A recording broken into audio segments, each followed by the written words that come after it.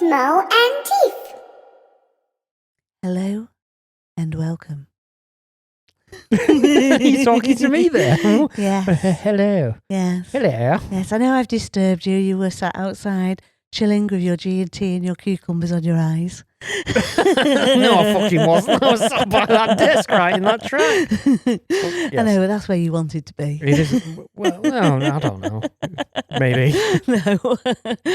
I've got a really simple question. So it's one that you would answer while you were sat sipping your G&T with cucumbers.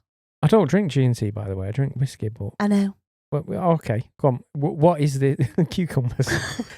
It's the cucumbers. So, I like simple questions. Go on. Okay, so the simple question is, right, it's just about decibels. You're taking a piss. Alexander Graham Bell invented the decibel. What do you want to know? Well, I suppose the question is, I want to talk about volume, but I don't know if I do, so I don't. Oh, can I go now? No, so, what I want you to do is, I'd like you to talk to us about decibels and what decibels are in audio production. Deep. I'll try and keep this simple. Oh, go on. Which isn't hard for me, is it? Right. This is one of the biggest confusing factors when we begin to talk about decibels in audio, because as soon as you say decibels to somebody, they think of an audible volume. They do. When it comes to audio engineering, we are not talking about volumes. We're talking about voltages. This is why we have suffixes like dBV, which is decibel volts, dBm, decibel millivolts, dBu, decibel unloaded. I'm not going to get into impedance and things like that, but when we talk in audio engineering, we very rarely relate decibels to an audible volume that you can hear. We're talking actually about voltages. Okay, so why are we talking voltages? Because you've got to imagine, I mean, we're talking hardware realm here, because, Well, we've got to go right back in time. We do, yeah. And that explains Alexander Graham Bell came. I've got that memorised in my head. He used to say, let the dog see the rabbit. That was my old professor. Let the dog see the rabbit. No, Alexander Graham Bell. Right, the reason that we have voltages is you've got to imagine you've got a piece of analog equipment. Everything going through that is a voltage. Now, when that analog equipment transmits the information to the next piece of equipment in line down the cable, it's sending a voltage, 0.316 volts. Right. I don't want to get really into voltages and plus 4 dB or anything like that, but we'll say 0.316 volts are travelling from one piece of equipment to the next piece of equipment. As we increase the amplitude, the electricity increases. So the voltage increases, the current increases, we get a higher rate of flow. Okay. So is this linked to things, because, a lot of words are sort of thrown around in production. Is this linked to gain structure? Yes.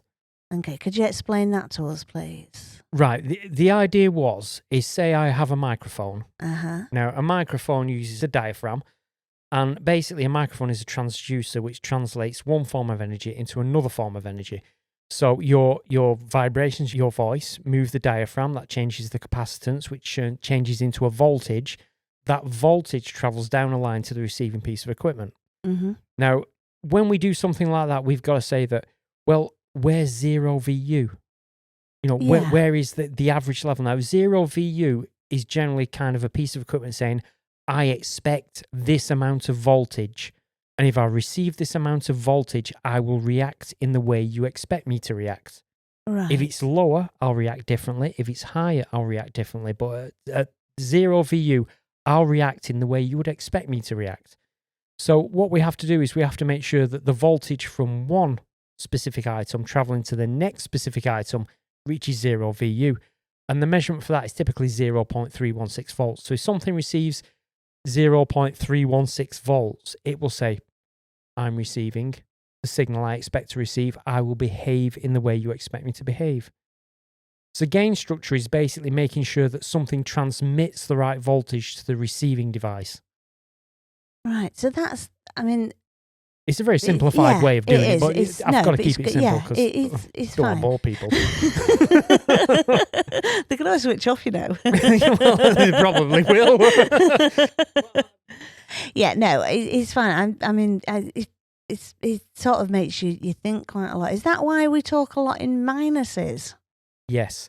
When the thing with audio is that amplification or clean amplification is very expensive. All right. Now, what we're basically talking about here is linear and non-linear. Linear means that, it behaves in the same way. Now, even an amplifier is non-linear because when we put a signal into an amplifier, it distorts it by turning it up. All right. So an amplifier is non-linear. Mm.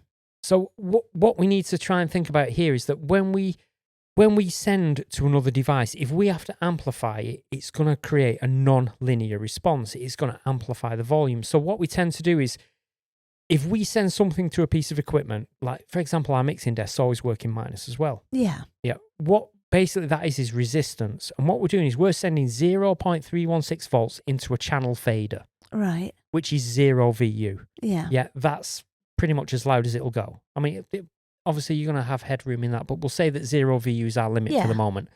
When you turn the fader down, you're increasing the resistance to that electricity. As you increase resistance, you lower the current. As you lower the current, the volume falls. So rather than amplifying anything, we are reducing everything, which is why everything in audio tends to work in minus, because if you had to work in positives, as you know, we have a manly backbone. Yeah. It's so expensive because amplitude, or at least gain, amplification in a device made silent so you don't notice the amplification is incredibly difficult and incredibly expensive. This is why we always work in minuses. We're increasing resistance to an incoming signal, turning it down. We're not increasing the volume.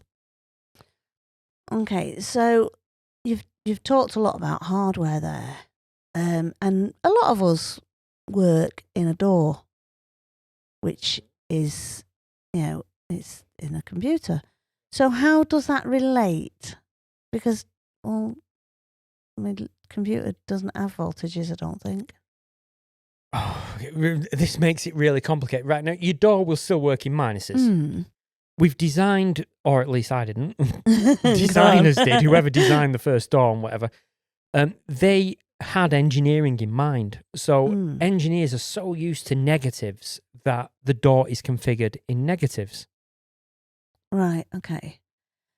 So, I mean, obviously the conversation has been about decibels and amplitude, and you've explained what a decibel is in audio production, and we've talked about it being minuses. Is this leading into gain structure in a door now?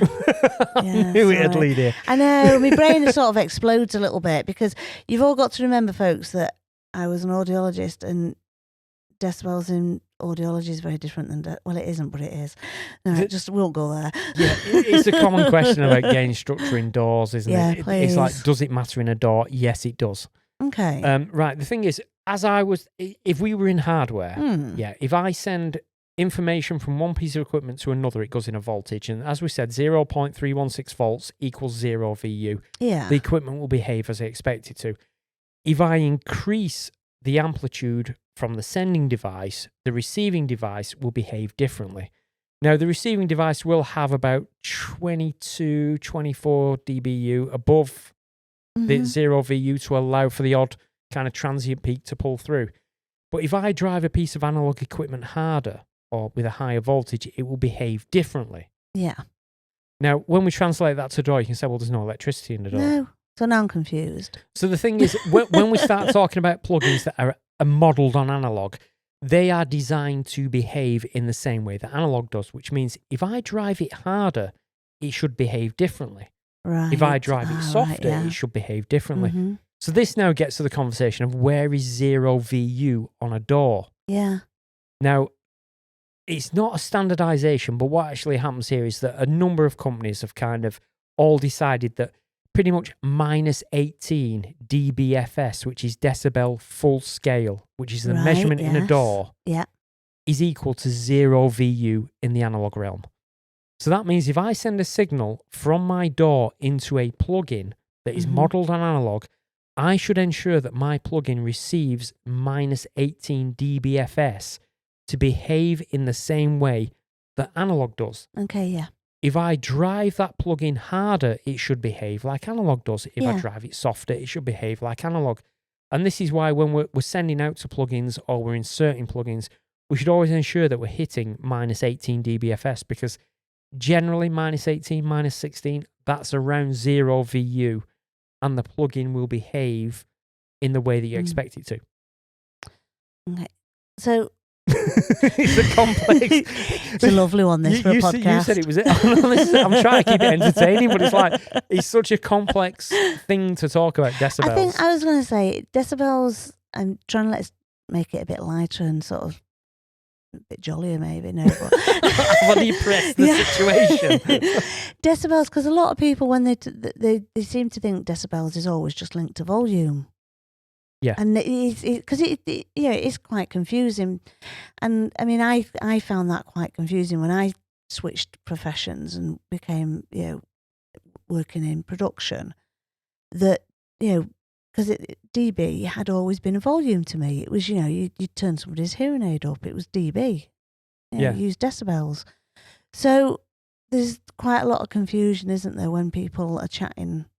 I think, again, it's the lack of education, isn't it? It's a lack of education in the whole system that, a decibel. And the minute you hear decibel, you think volume. Yeah. And it's not. When we're in audio engineering, we think of decibels as a series of voltages. And the same in the DAW. Oh, no, there's no voltages in a DAW. I know. But we do. But yeah. It is done in such a way that engineers will understand what's happening in a DAW, because you had to switch us over. I mean, when I started, it was tape. And we had to use that. I'm really old. But when I started, you had to entice us over to the DAW, and you wouldn't be able to entice us over to a DAW if you suddenly changed everything that we knew about it. You suddenly changed it to, no, forget about all that shit now. That doesn't make any difference in the DAW. Now we work in plus, everything's about volume. We wouldn't have turned to it because we wouldn't have understood it. No. I'm not learning all that shit again. So you've got to remember that the DAW is designed for engineers, and we are still, even though it's in a DAW and we're talking about bits and mantises and exponents and things like that, we are still using the mentality of an engineer of this works in voltages. We add resistance when we lower the volume. Right. I think you've explained it very well, actually, especially considering it's a podcast and nobody can see your arms flying around. We have this the other way. Get the animator to do it. We're not paying the animator to move my arms in specific ways because he charges a fortune. Sponsor us and we might do, but otherwise it's a very, very difficult subject to discuss because there is an awful lot to decibels. The most important thing is to remember that decibels do not equate to an audible volume. When you talk about decibels in audio engineering, you are talking more about voltage and the voltage difference between two particular items. And that actually makes sense when you think about especially when you say that you're talking about the voltage difference between two different things. Yeah, it's easier to add resistance to resist the voltage, which will turn something down, than to amplify it. Amplification is very expensive. Yeah, that's really good. I've enjoyed that. Yeah, I told you it wasn't going to be difficult or complex. It's really difficult trying to explain it without getting really boring into unloading and impedance and things like that. So no, it's just that I think it's like what makes me smile is it's because we talk to different people and they always, like you say, they talk about dB as volume and I'm going to turn it up, so many decibels and things like that. And rather than turning something up, you're decreasing resistance. Yeah. I'm going to decrease the resistance on this. There is no such thing as turning it up, unless it is specifically designed for amplification, like a preamplifier or your mastering backbone or something, which is specifically designed to add amplification. But that's why they're so expensive, because amplification is expensive, or at least quiet, clean, reliable, clean amplification is expensive. Yeah. Right, I'm going to finish it there. Thank you for giving us that chat. Again, it's a topic we've just scratched the surface of. It is one that we'll topic. Probably come back to and revisit. Oh, I hope not. Yeah, it's cool. Deep. It's really deep. It's a good topic. It's important. With all this minor stuff and that. I think we'll come back to this. I like this one. Hurts my head. It's the fact that smoke comes out your nose and not your ears. Go on. It's Mo and Tif.